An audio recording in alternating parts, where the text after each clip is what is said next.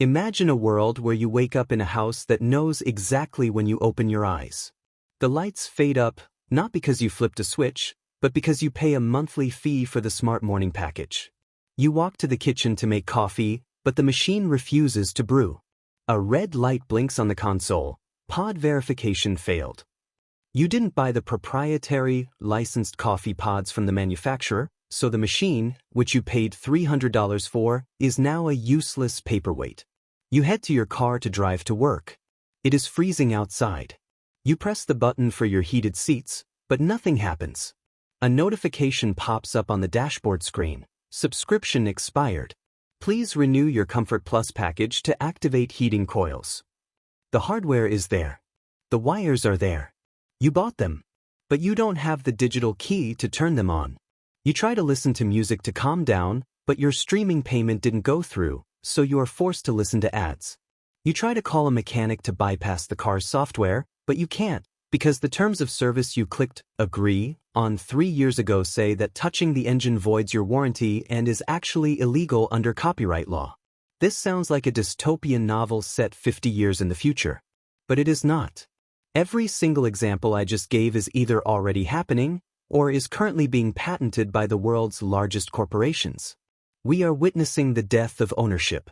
We are moving from a society where you purchased assets, to a society where you simply rent access to your own life. You are being slowly, quietly transformed from a citizen with property rights into a user with temporary permissions. And the most terrifying part? You are probably thanking them for it. You are signing up for the convenience, unaware that you are walking into a financial trap that is designed to keep you poor, dependent, and perpetually paying for things you used to own. This is the story of the great reset of the consumer economy. This is why you feel like you are earning more money than ever, but have less wealth to show for it. If you want to understand who is pulling the strings, why Wall Street is obsessed with turning you into a monthly paycheck, and how to escape this trap before the walls close in completely, you need to watch this video until the very last second. Because the window to opt out is closing fast. But before we expose the machinery behind this system, make sure you hit that subscribe button. We are dedicated to decoding the financial games played against the average person, and you need to be armed with this information. To understand how we got here, we have to look at the history of the buy button. For thousands of years of human economic history, the transaction was simple. You had money. The merchant had a good, a horse, a tool, a house, a book. You exchanged the money for the good. The merchant got their profit, and you got the asset. The relationship ended the moment the money changed hands. If you took care of that tool, it lasted forever. If you repaired that house, its value went up. You built equity.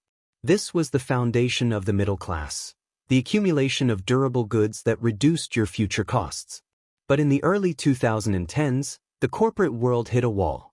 Technology companies, in particular, realized they had a massive problem. They were too good at making products.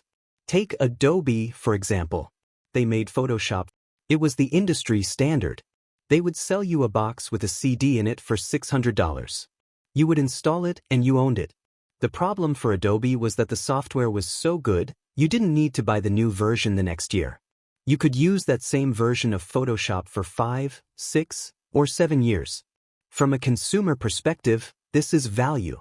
From a corporate perspective, this is a disaster. It means they make a sale once and then you disappear.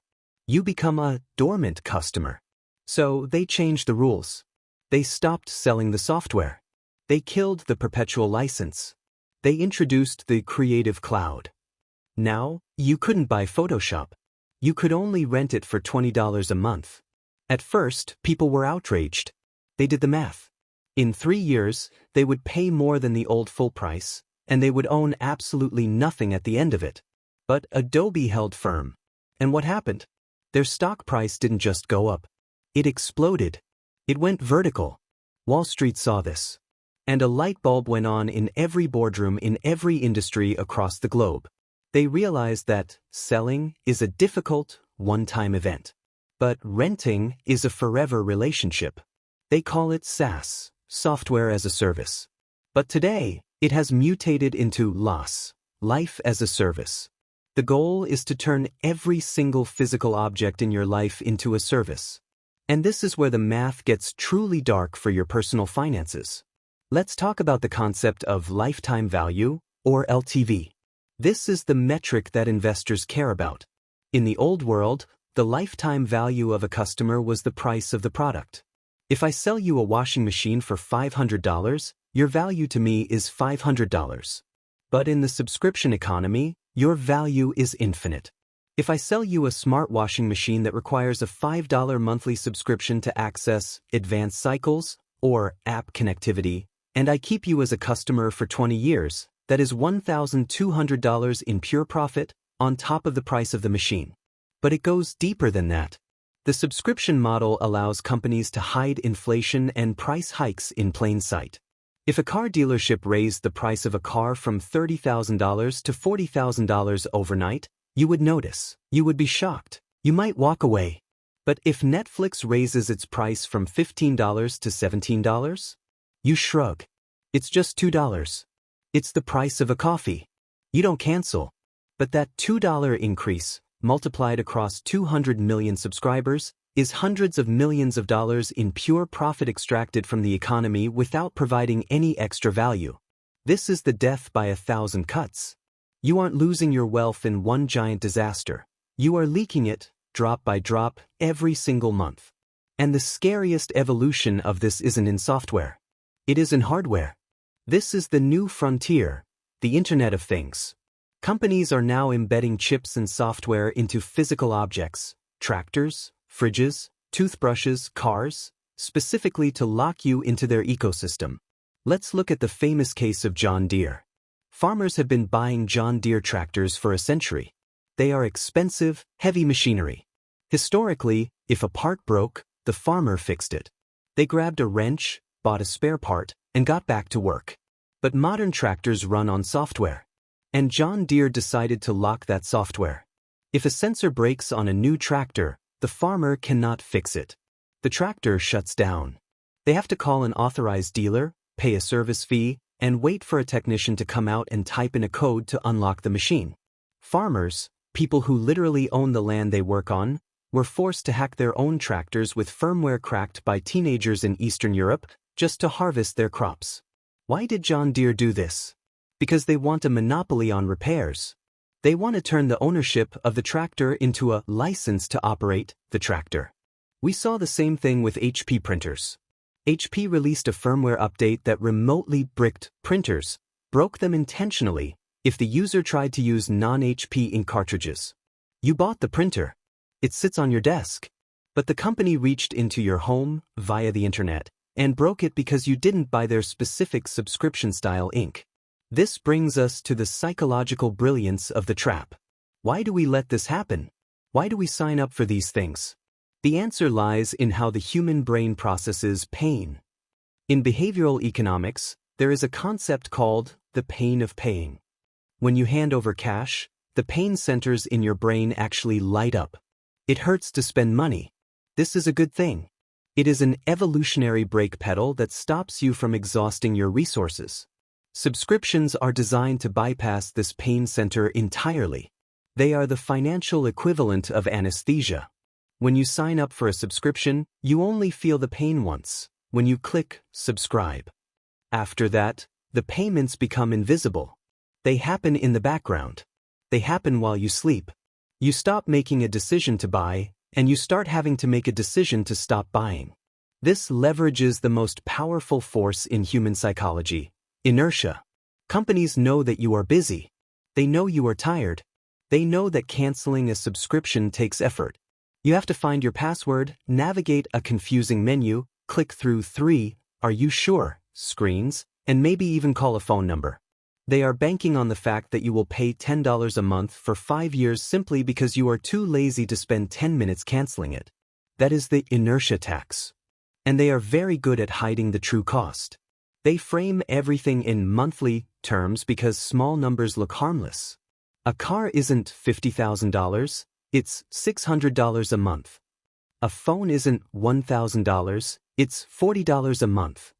By breaking the price down, they destroy your ability to judge the total cost. You stop asking, is this car worth $50,000? And start asking, can I survive losing $600 this month? Those are two very different questions. One builds wealth, the other manages debt. Now, let's zoom out to the societal level. Because this obsession with renting everything is reshaping the class structure of the modern world. We are moving toward a terrifying economic reality that some economists are calling techno-feudalism. In the Middle Ages, you had feudalism. You had the lords who owned the land. And you had the serfs who worked the land. The serfs didn't own anything. They paid a portion of their harvest to the lord in exchange for the privilege of living on the land. Today, the land is the digital platforms and the hardware ecosystems. The lords are the tech giants, Apple, Google, Amazon, BlackRock. And we are the serfs. We live on their servers. We work on their software. We drive their cars. We listen to their music. And we pay a portion of our harvest, our monthly income, for the privilege of access. Look at the housing market. This is the ultimate subscription. Investment firms like BlackRock and Vanguard are buying up single-family homes by the thousands. They are entering neighborhoods, outbidding regular families with cash, and taking those homes off the market forever. Why? Because they don't want to flip them. They want to rent them. They know that a generation of people who cannot afford a down payment will be forced to rent forever. Housing as a service. If you rent your home, rent your car, rent your furniture, rent your clothes, and rent your entertainment, you have zero equity. You are a conduit. Money flows into your bank account from your job and immediately flows out to the corporate landlords.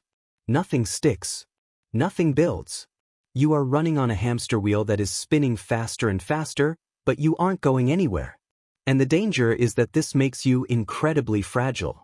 When you own assets, you have a buffer. If you lose your job but you own your car and your house is paid off, you can survive. Your expenses are low. But if you subscribe to your life, the moment your income stops, your life shuts down. The car gets repossessed. The house gets evicted. The software gets locked. You are one bad month away from total collapse. But there is another layer to this trap, one that is less about money and more about control: the smart home vulnerability. When you buy a dumb device, like a standard toaster or a regular padlock, it works forever. It relies on physics. But when you buy a smart device that relies on a server to function, you are taking a massive risk. There have been countless cases where a startup company sells a smart home hub or a smart garage opener. People buy the hardware, install it in their walls, and rely on it. Then, 2 years later, the company goes bankrupt. They turn off their servers. And suddenly, your garage won't open. Your lights won't turn on. Your security camera stops recording. This is called brick risk. You didn't buy a product. You bought a terminal that connects to a company's computer. When the company dies, your product dies. And sometimes they don't even have to die. They just decide your product is too old. Look at Sonos speakers. A few years ago, they announced that older speakers would stop receiving updates and would eventually stop working with new systems. These were speakers people spent thousands of dollars on, fully expecting them to last a lifetime like traditional hi-fi equipment. But because they were software dependent, they had an expiration date imposed by the manufacturer. This is planned obsolescence on steroids. In the past, things broke because gears wore down. Now, things break because a line of code tells them to stop working. And let's talk about the video game industry, because this is the testing ground for the most aggressive anti-consumer tactics. If you are a gamer, you know this pain. It used to be that you bought a cartridge or a disc. You owned the game. You could play it offline forever. You could lend it to a friend. You could sell it. Now, you buy a digital license. You download the game. But you don't own it.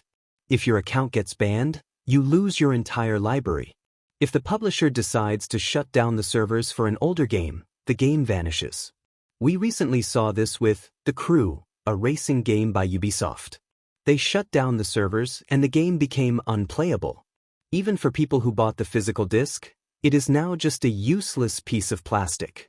They deleted a product from existence that people had paid for. And instead of selling you a full game, they slice it up. They sell you the battle pass. They sell you skins. They sell you XP boosts. These are micro-subscriptions. They are training a generation of children to believe that it is normal to pay endlessly for digital items that have no real-world value and can be deleted at any moment. This is the psychological conditioning for the metaverse. The ultimate goal of big tech is to get you to care more about your digital assets, which they control completely, than your physical assets. Why? Because in the physical world, resources are scarce. There is only so much gold, so much land. But in the digital world, they can print infinite value for zero cost. If they can convince you that a digital Gucci bag for your avatar is worth real money, they have created a license to print cash. This brings us to the data economy. Often, the subscription isn't just about the monthly fee. It's about the surveillance. Why are smart TVs so cheap? You can buy a massive 4K TV for $300. How is that possible? Because the TV is monitoring what you watch. It is taking screenshots of your content. It is listening to your room. It sells that data to advertisers. The TV is not the product. You are the product. The TV is just the tracking device they sold you to get into your living room. And now, we are seeing ad-supported tiers in subscriptions. Netflix and Disney Plus introduced cheaper plans with ads. This feels like a deal, right? Wrong. It is a double dip. You pay them a monthly fee and you watch ads that make them more money. They are getting paid from both ends. And because you are logged in, the ad targeting is hyper-specific. They know who you are, where you live, and what you buy. This is the ultimate victory of the corporation over the individual. They have successfully monetized your attention, your wallet, and your privacy, all at the same time. So, is there a way out? Or is this just the inevitable future? That the subscription trap is powerful, but it relies on your participation. It relies on you being a passive consumer. The moment you wake up and become an active owner, the trap starts to fail. Here is the detailed roadmap to escaping the cycle of digital feudalism. Step 1 is the audit of death. You need to see the enemy. Most people have no idea what they are actually subscribed to. Go through your bank statements for the last 12 months. Not just last month. Go back a year. Find the annual renewals that sneak up on you. Write them all down. Calculate the annual cost. Then, calculate the 10-year cost. That $15 music subscription? That is $1,800. That unused gym membership? That is thousands. That cloud storage you could replace with a physical hard drive? That is hundreds. Seeing the 10-year number shocks your brain out of the "it's just a cup of coffee" mindset. It forces you to respect your own capital. Step 2 is the purge. Be ruthless. If a subscription does not directly contribute to your income or your absolute core happiness, cut it. Use the 1-month rule. Cancel it. If you genuinely miss it after 30 days, if your life is significantly worse without it, then you can resubscribe. But I guarantee you, for 80% of these services, you won't even notice they are gone. You will realize they were just background noise draining your wallet. Step 3 is the perpetual pivot. This is a lifestyle change. Whenever you need a tool, a piece of software, or a device, actively search for the Buy Once option. Need to edit video? Don't rent Premiere Pro. Buy DaVinci Resolve Studio once. Need to write documents? Don't rent Microsoft Office. Use LibreOffice or buy a standalone license. Need a security camera? Don't buy the one that requires a cloud subscription to save footage. Buy the one that records to a local SD card. Need a car?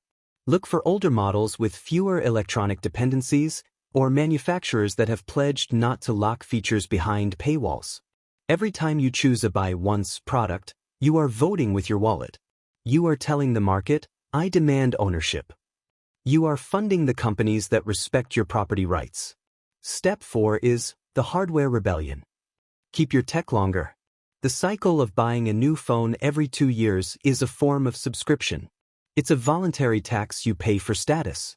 Learn to repair your things. Support right to repair legislation. When you fix your own phone screen or replace your own battery, you are reclaiming your property rights. You are telling the manufacturer that you are the master of the device, not them. And finally, step 5, Build true equity. Take the money you save from canceling those subscriptions and redirect it into assets that pay you. Buy stocks. Buy index funds. Save for a down payment on real estate. Turn the tables. Instead of paying monthly dividends to Apple and Amazon, buy shares in them so they pay dividends to you. Move from the consumer class to the owner class. The world is trying to convince you that access is better than ownership. They tell you it is modern. They tell you it is flexible. They tell you it is freedom. They say, you don't want the hassle of owning things. Do not believe them. Ownership is freedom. Ownership is security. Ownership is the only wall between you and the whims of a corporate algorithm. When you own your home, no one can evict you for a terms of service violation. When you own your data, no one can sell it. When you own your tools, no one can tax your labor. They want you to own nothing and be happy. But true happiness comes from independence. And independence has a price tag. It costs the effort of ownership.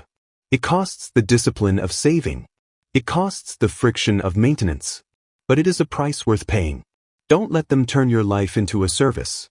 Reclaim your assets. Reclaim your equity. Reclaim your freedom.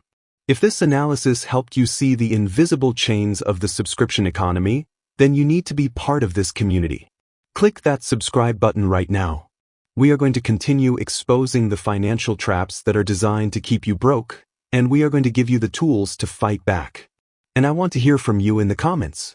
What is the most ridiculous thing you have seen a company try to charge a subscription for? Was it heated seats? Was it a printer? Was it a basic feature in a video game? Let me know down below. The system only works if we stay asleep. It's time to wake up. Thanks for watching.